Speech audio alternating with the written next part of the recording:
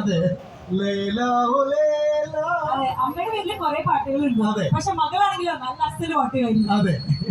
അപ്പൊ എന്നെ സഹായിക്കാൻ ചേട്ടനും ആ എന്നെ സഹായിക്കാൻ ഞാനും. അതെ. ഓക്കെ. അപ്പോ അമൃതയെ സഹായിക്കാൻ ഞാനുണ്ട്, ട്വിങ്കിൾ അമ്മയെ സഹായിക്കും. നമ്മൾ ചെയ്യാൻ പോകുന്നത് ഞാൻ പറയട്ടെ, അമൃത മോഡേൺ ഒരു ടൈപ്പ് പ്രസന്റേഷൻ ആണ് ഇന്ന് ചെയ്യാൻ പോകുന്നത്. നല്ല പാലട പ്രഥമൻ ഉണ്ടാക്കി തരാൻ പോവാണ്. പക്ഷെ അതിന്റെ പ്രസന്റേഷൻ വേറെ രീതിയിലാണ്, അല്ലെ? അതെ, പായസം പുഡിങ്ങുമായിട്ടാണ് നമ്മൾ വരാൻ പോകുന്നത്. നിങ്ങൾ എന്താണ് ഉണ്ടാക്കുന്നത്?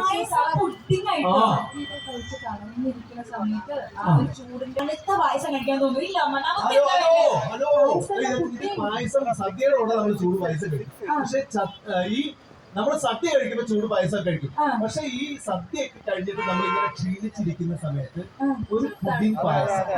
നിങ്ങൾ ഈ സദ്യ കഴിക്കുമ്പോൾ ചൂട് പായസം കഴിക്കുന്നവരല്ലേ? ചൂട് പായസം ആരുണ്ടാക്കുന്നേ? നമ്മുടെ അഴകിയ ലൈലയാണ് ഉണ്ടാക്കുന്നേ. അമ്മ ഇന്നലെ എന്നാ ഉണ്ടാക്കി കൊടുക്കുന്നത് പറ. നാടൻ രീതിയില് എല്ലാവരും ഉണ്ടാക്കുന്ന സദ്യയില് അടപ്രഥമൻ. എന്താ കേൾക്കുമ്പോ തന്നെ നാട്ടിൽ പാലടപ്രഥമൻ. അപ്പൊ പാലട പുഡിങ്ങും അടപ്രഥമനും തമ്മിലുള്ള ഒരു മത്സരമാണ് ഇനി കൊണ്ടോട്ടിക്കാര് കാണാൻ പോകുന്നത്. കൊണ്ടോട്ടിക്കാരെ, നിങ്ങൾ റെഡിയാണോ? അപ്പൊ നമ്മുടെ മൈജിയുടെ മുന്നിലായിട്ട്, കൊണ്ടോട്ടി മൈജി ഫ്യൂച്ചറിന്റെ മുന്നിലായിട്ട് ഇതാ നമ്മൾ തുടങ്ങാൻ പോകുന്നു നമ്മുടെ അത്തം 10 രുചി.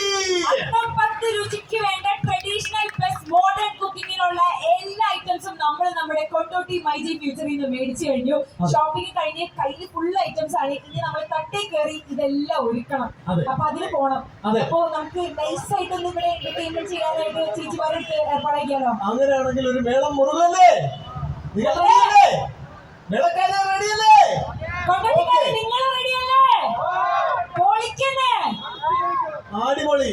അപ്പൊ ഒരു ആർപ്പൂളിയിൽ തുടങ്ങിയാലോ? തുടങ്ങാം. ആർപ്പോ